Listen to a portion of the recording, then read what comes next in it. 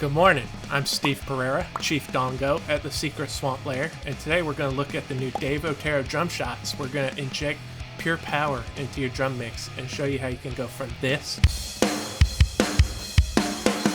to this. You may be wondering, what are drumshotz? What are these Dave Otero drumshotz? They're a collection of 44.1K 24-bit wave one-shot drum samples crafted by the powerful Dave Otero. You may have heard of some of these bands he's worked with, right? These are one-shots. You're gonna slip them in with your existing drums to just beef them up, to inject pure power into your mix. I'm not saying you can't use these to replace your entire drum mix, but if you do,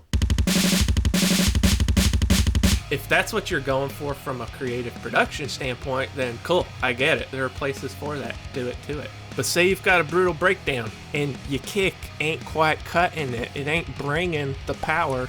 You need a super aggressive kick with lots of click. They've got that. And now you need a big fat snare, maybe a big snare bomb to go with your super brutal breakdown. They've got that too. These are just badass. It's like the frickin' picture says, it's gonna inject pure power into your drum mix. Real quick, here's the list of everything that comes in this pack. If you want to pause this screen and nerd out over them with me, go for it. Alright, so let's take a look at these drums I've been farting around with.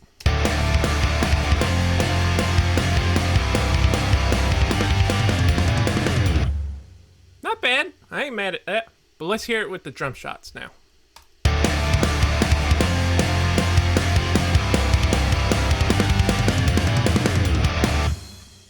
Pretty cool. I like that. There's a lot more transient, a lot more attack. You know, they're cutting through that dense mix a lot better. So now let's go through all these different sounds. Let's see what's going on here. So for the kick, I'm kind of digging this kick, the Wolf Smack Enhancer. The Smack Enhancer versions, you're going to hear there's a lot more transient detail, a lot more of that top end attack, that punch coming through.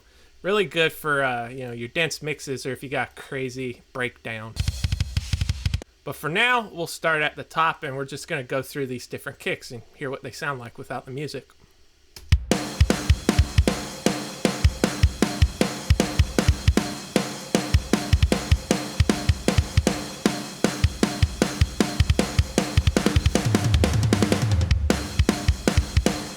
You're also going to notice there's these verb ones. They're real quiet. You're probably not going to hear them at the current volume. Let me crank them. Got a little bit of pre-delay here so that your kick transient can come through before this beautiful, delicious reverb kicks in.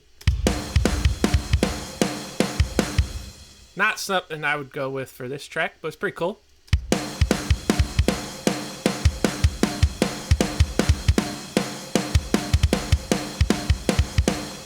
And again, another verb. I'll crank it up. I like that one. That one's pretty cool. Like, I'd probably use that one before the other one. For this track, I mean. And that was it. So let's go back to our smack and let's move on to our snares. We're going to start at the top with the freaking Doom Hammer. I'm going to be turning these up here and there so you can hear more of the detail that these samples are offering.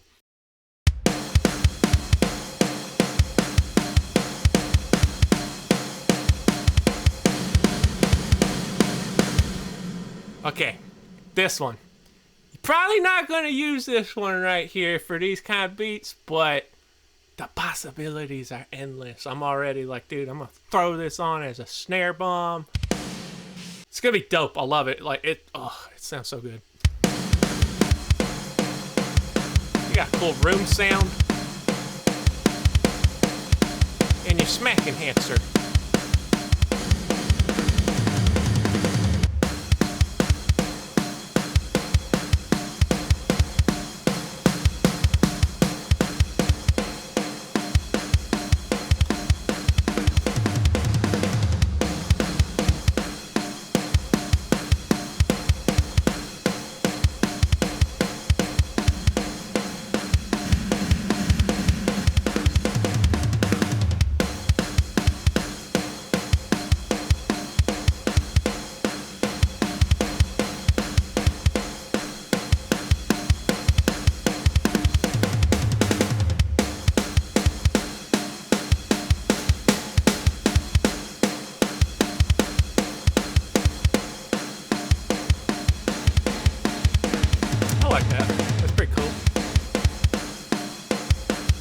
we're back to, we're toms. So let's put that back. All right, so I skipped ahead to this section where we have a little bit more tom work going on. Let's mute the other drum shots. And let's just focus on our toms. I'm going to go through, I'm only using the floor and the one rack, but we got 10s, 12s, 14s, and 15s to play with. So I'm going to start with the rack tom, and we're just going to cycle through the different sounds.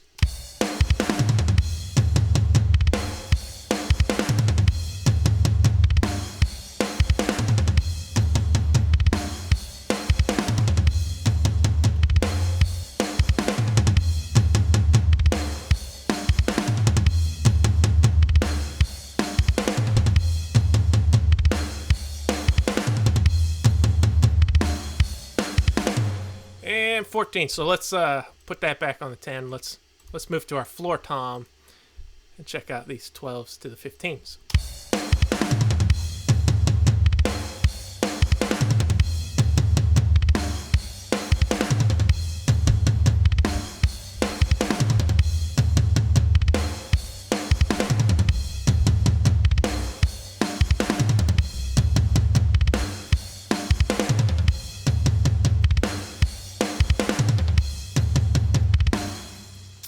So you can see that with these new Dave Otero drum shots, it's not that hard to inject a lot of power into your drum kit and really get them to cut through a super dense mix. So let's just check them out again. I'll turn, the drum shots on and off and hear how they sound in context with the mix.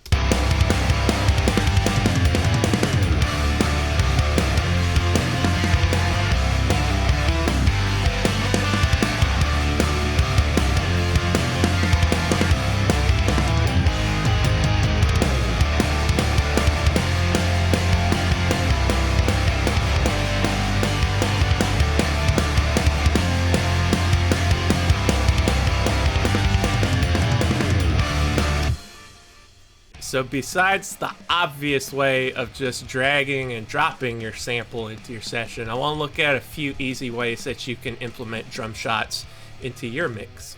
If you're working with drum MIDI a lot, then something like sample 1 is a really powerful way that you can trigger your drum shots. A little bit of setup when you first get your new samples is going to save you a ton of time later down the road. So let's make a kick drum preset with sample 1. I've dragged in this free sample and this is what it sounds like. You'll notice the root is set to C3, our low is C-2, and our high is G8. What does that mean? It's not what we're going for when we're making a kick drum preset. If you left it like this, not really what we're going for. So how do we fix that? It's really easy. We just come in here, we look at our MIDI, our kick drums are always being triggered with C1. Cool. So we come in here, let's change our root to C1. Now you hear our samples being triggered at its original pitch on C1, but we're still getting all our cymbal and our snare and our tom information in there too. How do we fix that? Again, simple. Change your low to C1, change your high to C1. Now it's ignoring everything else and we're only looking at C1. Now you might be noticing, but it's only playing a 16th note of our sample when it's really supposed to sound like this. How do we fix that? That's easy too. You just come up to trigger, click one shot, and you can do this with all of your kick drum presets. Now you can go through and you could, I'm going to check out this preset. It's automatically set to C1. It's automatically set to one shot. And then you can just cycle through and you can audition all your different kick samples on the fly. The same exact thing is going to apply to our snare, our toms, whatever. We're just going to open up our drum MIDI. We're going to look at where's our snare. We're using E1. So we're going to come up here, change everything to E1, set everything to one shot. And there you go. So now when we want to audition different drum shots, all we do is load up an instance of sample 1, click our preset, copy our drum MIDI to it, and press play. If you're working in Superior Drummer 3, you also have the option of being able to drag and drop a sample directly on any instrument. So for example, real quick, we'll just drop it on our snare, we'll set it to rim shot, and now every time it's going to play a rim shot, we get that bad boy. It's a little loud, let's turn him down. Get out of here. But now we're starting to get a little bit of that machine gun effect creeping in, and there's a really cool feature in here called velocity gate. If you're making sure to vary the velocities of your drum hits, you can then come in here, you can crank this guy all the way up to 127, and it's only gonna play your drum shot on your hardest snare hits. Take a listen.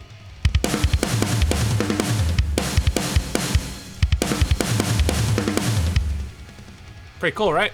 Alright, so let's say you don't have sample 1, you don't have Superior Drummer, but you got trigger. I've already gone ahead. I made a kick print of my Superior Drummer kit, and we're gonna come over here, we're gonna load trigger. Because this is so freaking easy. As long as you put your drum shots in the same directory as your trigger samples, they'll show up in this list. And now you can just come in here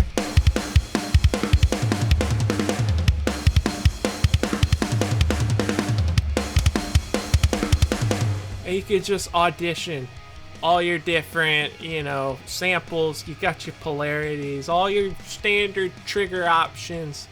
It's just that quick and easy. If you've got multi-tracks that you're working with instead of MIDI, there you go, trigger.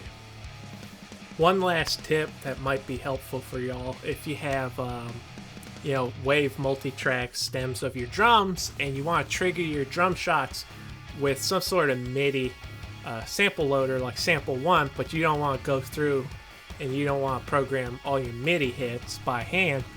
If you're doing something like Studio One, I think Cubase can do this too. I think I saw Joey do this. In Studio One, I have a macro set to detect transients. So it's going to go through and it's going to put a bend marker at all our kick hits. You definitely want to make sure you go through and make sure your markers are in their right spots. Studio One also has a feature called the Groove Clipboard. What that means is you can now take this wave audio file with our transients detected and we can drag it into our groove clipboard, whatever. If that looks right to you, looks good to me, you can then take it and drag it back down here, and boom, now we have MIDI. It's on C3 right now. All our presets are set up for C1. In Studio One, if you hold shift and hit the down arrow key, it'll bump it down an octave. We'll hit it down twice, down to C1. Let's get rid of this bad boy. Put in our new print. Let's crank the volume so you can hear it. And we just made a MIDI trigger out of a wave drum stem. Super simple. So in conclusion, I freaking love them. They're freaking sick. I love them so much, and I can't wait to try them out on dozens of other songs I've got squirreled away on all my hard drives. They're badass, and I'm super thankful to Joey Sturgis and Drumforge for reaching out and letting me check these out and do a video for y'all. I hope I did them justice and gave you an adequate idea of what they sound like without giving them away for free. Letting you hear what they can do for your drums and your mix. You're getting these for a steal. If you like what you heard, go grab them. There's no reason to not use them in your mixes, and I just gave you a few really easy, simple ways that you can implement them yourself. So if you like what you heard and you enjoyed the video, cool, go check them out. If not, if you hated it, my bad, sorry, but that's all I got. So I'm gonna get out of here. Bye.